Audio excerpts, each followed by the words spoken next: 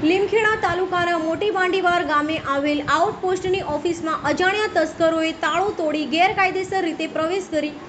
કચેરીના લોકરમાંથી લીમખેડા પોલીસ સ્ટેશનમાં એએસઆઈ તરીકે ફરજ બજાવતા પોલીસ કર્મચારીના પર્સમાં રાખેલા રોકડા રૂપિયા 2600ની ચોરી કર્યા બાદ મોબાઈલમાં રીલ્સ બનાવી સોશિયલ મીડિયામાં વાયરલ કરી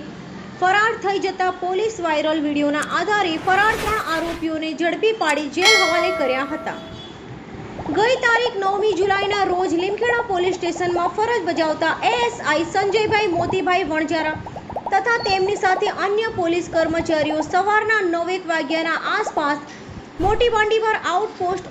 ખાતેની ઓફિસ પર હાજર હતા અને ઓફિસ તેમજ પરચુરણ અરજીને લગતું કામ પૂર્ણ કરી આશરે 1 વાગ્યાની આસપાસ અરજીના કામે અરજદારોની તથા સમન્સ વોરંટની નોટિસની કામગીરી અર્થે મોટી બાંડીવાર આઉટપોસ્ટની ઓફિસને લોક મારી ફિલ્ડની તેમજ અન્ય કામગીરી કરી લીમખેડા પોલીસ સ્ટેશન ખાતે આવ્યા હતા। આ દરમિયાન એએસઆઈ સંજયભાઈ પોતાનું પર્સ બાંડીવારની આઉટપોસ્ટની ઓફિસમાં પોતાનું પર્સ ભૂલી જતા જેમાં રોકડા રૂપિયા 2600 જેટલા હતા તે લેવા માટે સાંજના 5 વાગ્યાના આસપાસ મોટી બાંડીવારની આઉટપોસ્ટની ઓફિસે પહોંચતા જ્યાં આઉટપોસ્ટની ઓફિસના દરવાજાનું લોક તૂટેલ હાલતમાં જોવા મળ્યું હતું અને ઓફિસમાં જઈ તપાસ કરતા ઓફિસમાં ડ્રોવરમાં મૂકી રાખેલા રોકડા રૂપિયા 2600 ભરેલ પર્સ જોવા મળ્યું ન હતું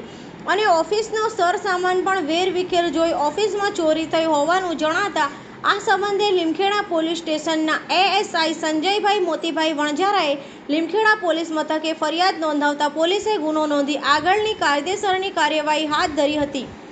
વિડીયો વાયરલ કરતા આરોપીઓ ઝડપાયા। લીમખેડા તાલુકાની મોટી બાંડીવાર આઉટપોસ્ટ ખાતે થયેલ ચોરીનો ભેદ ઉકેલવા માટે પોલીસે તપાસ શરૂ કરતા ચોરી કરવા આવેલી સમયે ચોરી કર્યા બાદ મોબાઈલ દ્વારા રીલ બનાવી સોશિયલ મીડિયામાં વાયરલ કરતા જે વિડીયોના આધારે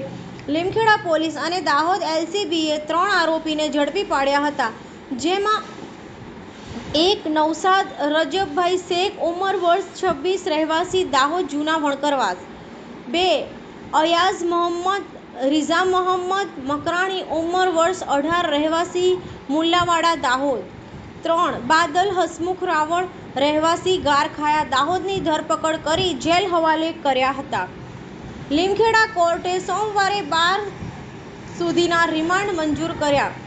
લીમખેડા પોલીસે ચોરીના ગુનામાં ઝડપાયેલા 3 આરોપીઓને આજે લીમખેડા કોર્ટમાં રજૂ કરતા પોલીસે વધુ તપાસ માટે રિમાન્ડની માંગણી કરતા લીમખેડા કોર્ટે 3 આરોપીઓના સોમવારે 12 વાગ્યા સુધીના રિમાન્ડ મંજૂર કર્યા હતા। હાલ તો પોલીસે સમગ્ર ચોરીની ઘટના મુદ્દે આરોપીઓ પાસેથી 3 મોબાઈલ ફોન, રોકડ રૂપિયા 2600 જપ્ત કરી પોલીસે રિમાન્ડ દરમિયાન અન્ય ચોરીના ગુનામાં સંડોવાયેલ છે કેમ તે દિશામાં તપાસ શરૂ કરી છે।